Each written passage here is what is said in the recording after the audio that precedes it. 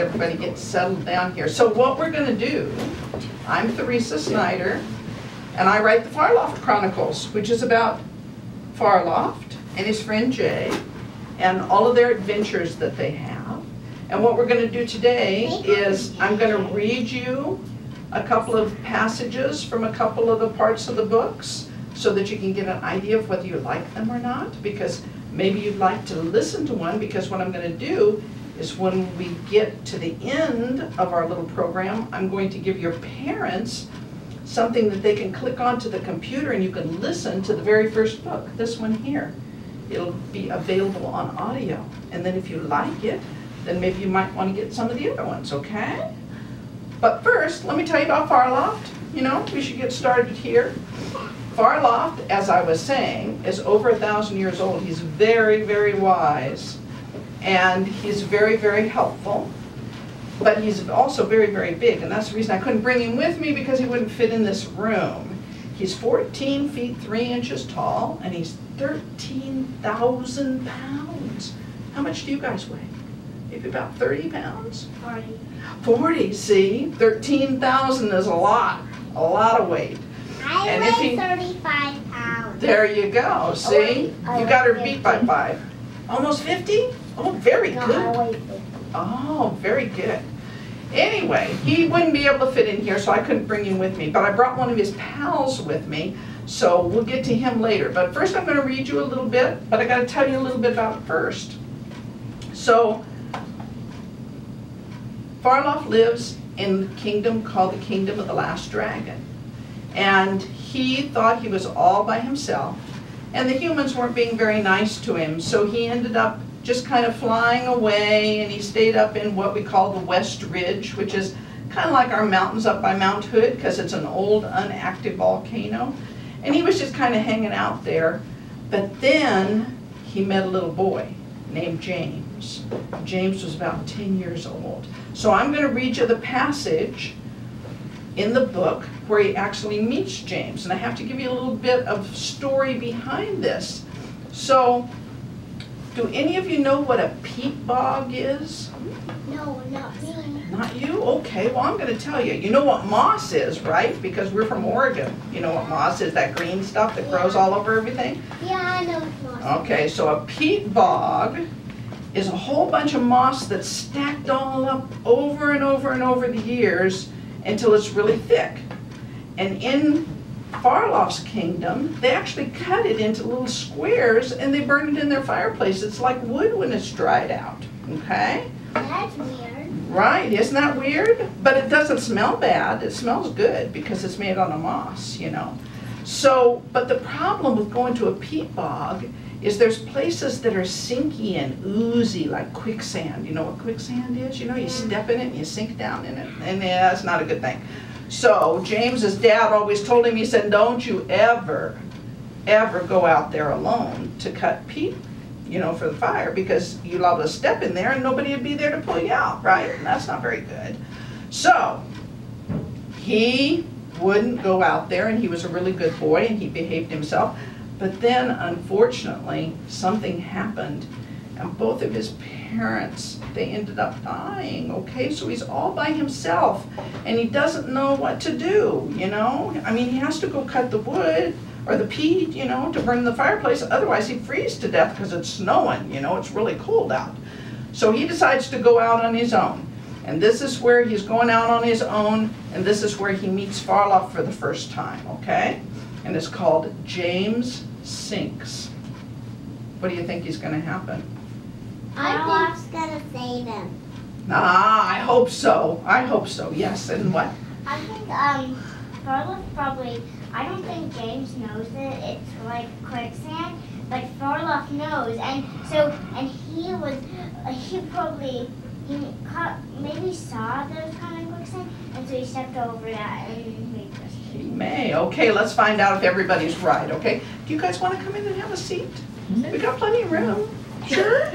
It's going to be a while, you know? Okay. So, this is called James Sinks. James was once again working in the bog. It seemed an endless task trying to cut enough peat to stay warm. He longed for his father's strong arms and his mother's warm ones. He was on his last cut of the day. By now his legs were no longer aching. They were so numb they were cold. He was wet to the skin. He had ceased to have any feeling in his feet an hour ago. Twice he stumbled and sunk to his crotch in the mire of the bog. James took a step to the left. He immediately began to sink.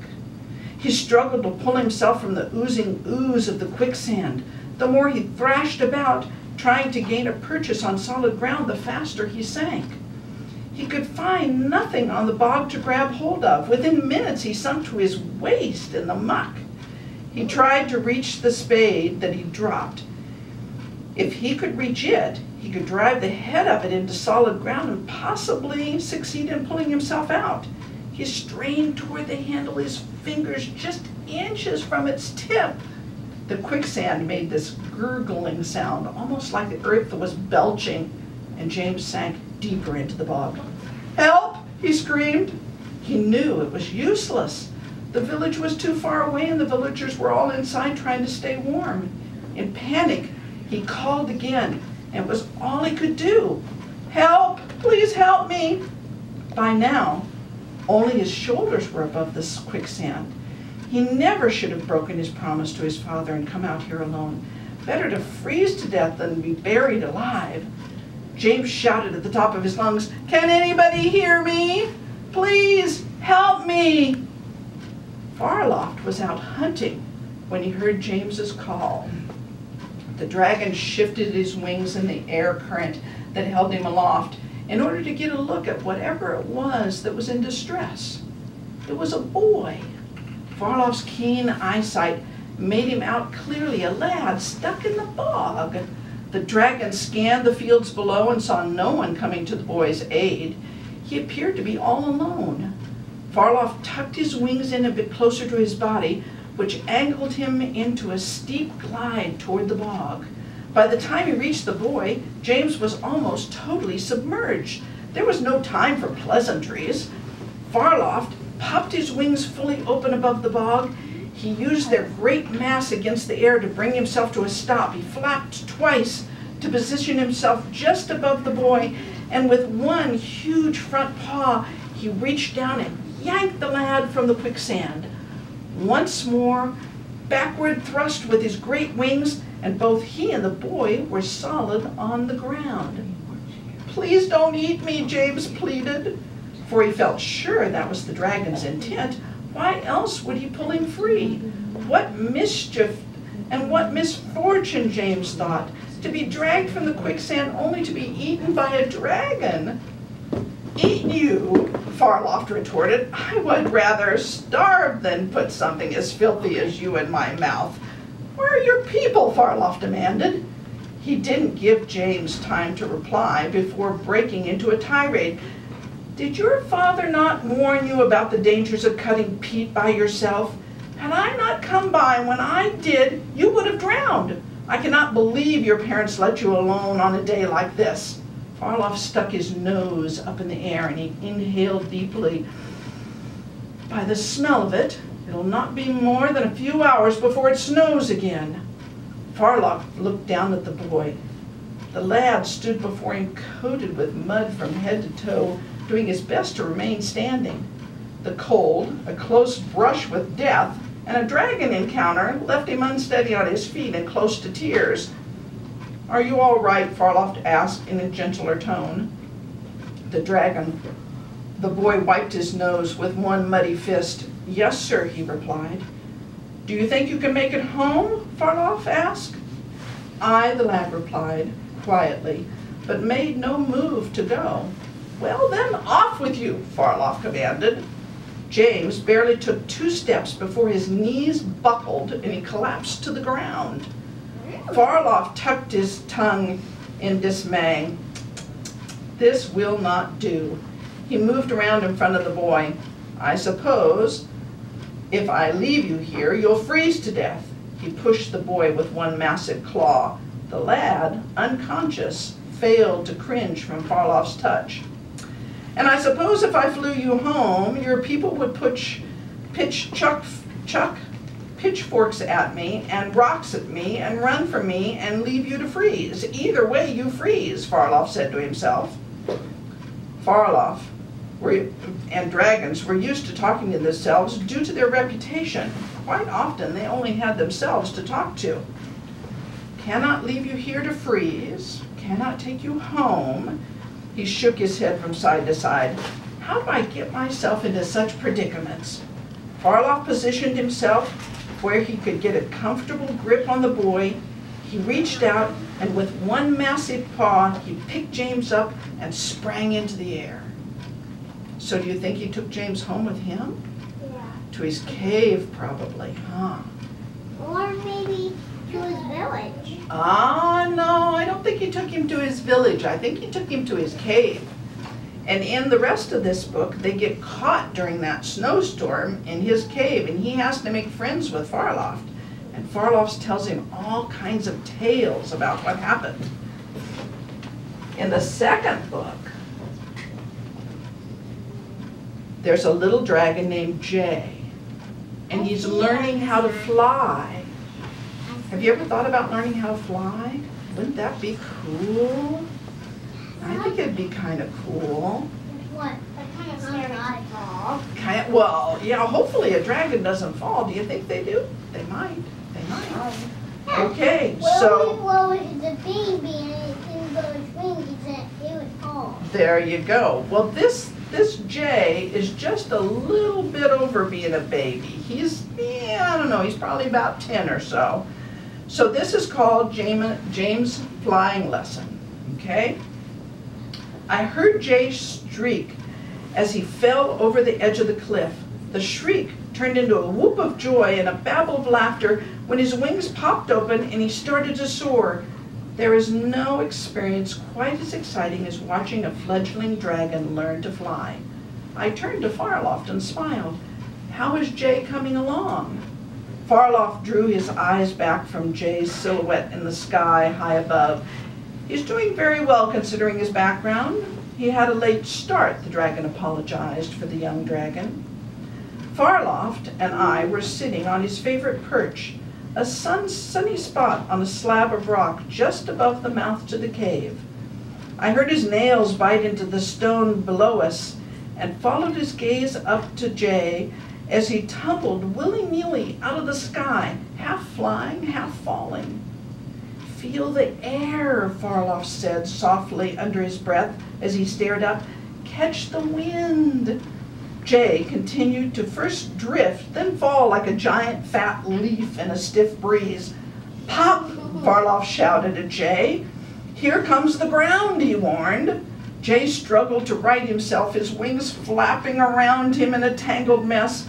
I heard Farloft's nails again as his own wings started to lift. At that instant, one of Jay's wings caught the wind. It flipped him right side up, and the other wing came out. He missed a headlong collision with the ground by less than 25 feet. Jay gave a cry of glee as he skimmed across the valley floor, brushing his iridescent green belly on the tops of the tall grass. Farloft released his tension on the rock edge and settled back into a sitting position, his wings falling gently back into place at his side. Jay made a long, gradual turn and headed back toward the valley, toward the cliff face, gaining a bit of altitude as he approached us. What does that mean? That means he got up higher. He's trying to get up high enough he can get on the cliff with Farloft and the healer that's telling you about this. He said, I certainly wasn't going to be the one to tell Farloft, a dragon of 1,000 years, how to teach another to fly, but Jay's approach looked somewhat like a battering ram on the way to impact. Is he going to be okay and make it? Nope, Farloft stated flatly. He has totally forgotten the warning I gave him about downdrafts. I heard a growl from down below and leaned over the edge just in time to see Jay hit the cliff wall head on and fall about 50 feet to the ground.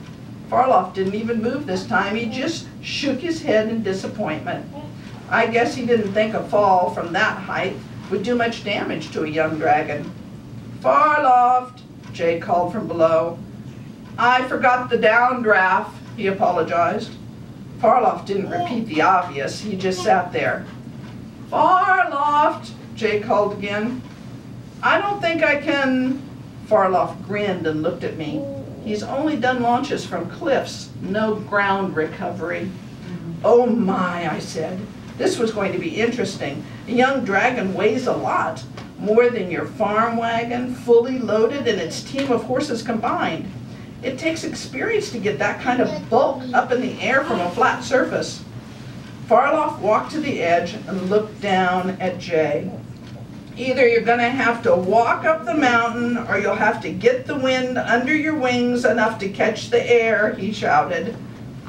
We spent the next hour watching Jay run across the ground, flapping his wings feverishly, trying to catch the air. By the time the sun was getting down, I was ready to head for home. Jay had given up and was sitting despondently on a huge rock at the bottom of the cliff. He didn't want to give up and climb the trail up the mountain like we humans. Is there a trick to it? I asked Farloft as I rose to my feet. Yep, Farloft said, around a toothy grin. You have to face into the wind. I mounted my horse and waved goodbye. I thought, if Jay hadn't made it up by the time I passed him in an hour or so, I might just remind him the secret of flight, that it was into the wind. Okay, so let's let everybody come in who wants to still come in. Is there somebody out there in the hall who'd like to come in and have a seat? There's chairs. We're going to do coloring and stuff here soon. No? Okay, so I brought one of Farloft's friends with me. His name is Spitfire, okay, and he's a little bitty dragon. And little bitty dragons are kind of shy because big dragons, you know, you have to stay out of the way of their feet and stuff because they're so big, right? I've never seen a little dragon. Well, we're going to show you a little dragon. We're going to get Spitfire out of here. He's kind of shy. He doesn't talk much, but he whispers to me. He likes to talk to me.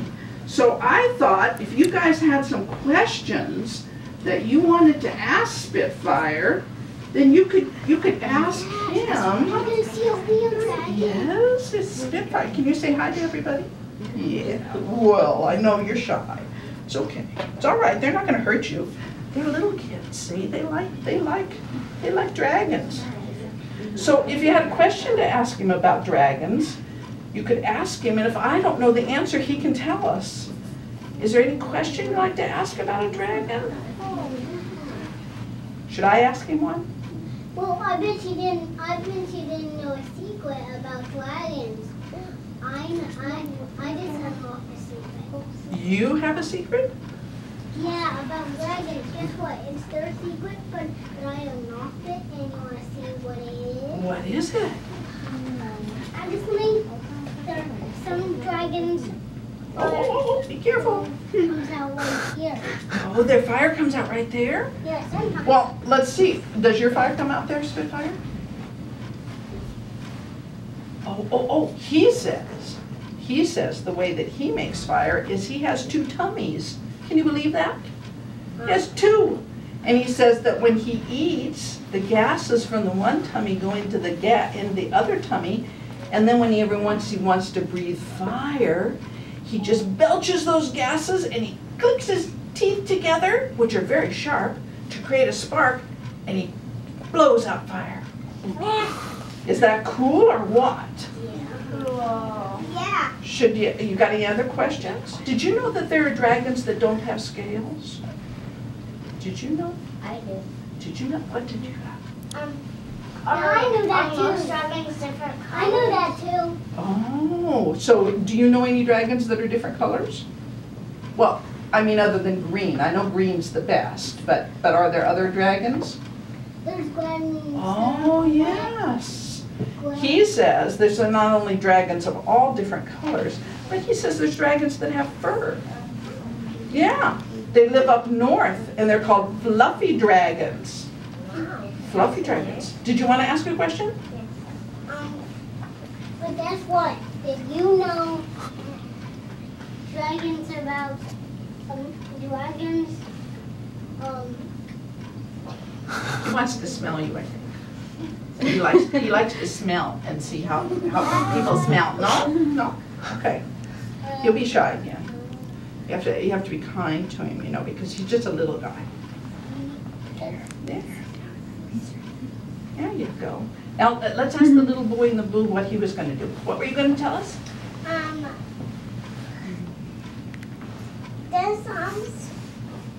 How does even Spitfire breathe? How does even Spitfire have two tummies? Well, I don't know. I guess dragons are just built that way. Are you just built that way? Oh, he said he was born that way. So I guess that's the explanation we get, huh? It's not very good, is it? Yeah. Anybody else got a question? I got another question. Okay, hold on. Let's do this one first and then you're next. What can I do for you? What is a fire made of? What's the fire made of? It's that gases that's in his tummy. And then he clicks his teeth together, which creates a spark, just like if you were making a spark with a lighter or with a match, and it sets it on fire as it comes out his mouth when he belches. Wouldn't you love to belch fire? That'd surprise Mom, wouldn't it? Yeah. Can you think of anything else? I know something else. Hey, guess what? Uh-huh. What about you? Is the dragons with fur, is their fur smooth, or is it kind of... Oh, well, you know, we just recently met one, didn't we? Yes, we did. And his name is Zudik. And Zudik actually has 2 coats of fur. He has a dense coat of fur really close to his side, and then he has like these tips of fur. So he's kind of like one of those big dogs up in the north that pull the sleds. So when it snows, he just curls up in a big ball and the snow falls on him, but it only falls on those top hairs so that he doesn't get cold. And he can actually get buried in snow and then he can just stand up and fluff his wings and he's just fine. Like a huge cat. He also purrs.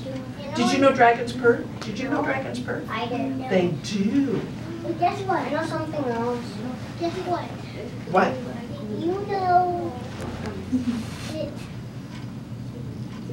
He likes his nose scratched. He's liable to start purring. You better watch out. He purrs. He goes like that, like a kitty cat. Yeah. You know something else. Yes. What? They can hear people coming when they enter the cave. They can. They have really good hearing and really good eyesight. They see like eagles. When they're way up high, they can see stuff way down low. That's how Farloft saw James way down in the bog. Guess what? What? I can tell you something. Some dragons are way good but some dragons, if someone tries to sit them down, they don't just brush them down, they just don't kill them. Sometimes they shoot off their scale. Oh yeah, we don't want to shoot them all, you know. I think dragons are basically good dragons. I think it's too bad that people think they're all mean. Because Farloft's not mean at all. Yes. I pretend to be a dragon named Mabel Dragon. And she's really good. She doesn't even do anything, but she helps her night friends scare away enemies just by showing up and growling. Because the other team that's trying to fight one team just gets scared and runs away. Oh, but the that's castle nice. that she is fighting for knows her. So all of them. Oh, okay. Okay, couple more questions and then we're going to I color. know something else. Is he hungry? Is he hungry? I just fed him before I brought him because I didn't want him nibbling any fingers. I only got just one more. Can I know something else. Spitfire. Can you pet fit? Sure. Okay. He's really soft, huh? I know something else. Why doesn't everybody have a pet? And then I'll put him away because he's getting kind of tired here. And then we can color, okay? Are we going to give him food? I know one thing. Uh-huh. There's some dragons that don't have the wings to fly. Oh, they do. There are actually water dragons, huh? I've seen water dragons before, and I've also seen Chinese dragons like this one. He doesn't have any wings, but he floats. He's really cool. You want a pet? Want a pet? Everybody want a pet? Get a snuggle. He likes to snuggle. Yeah, he likes to snuggle. What? What?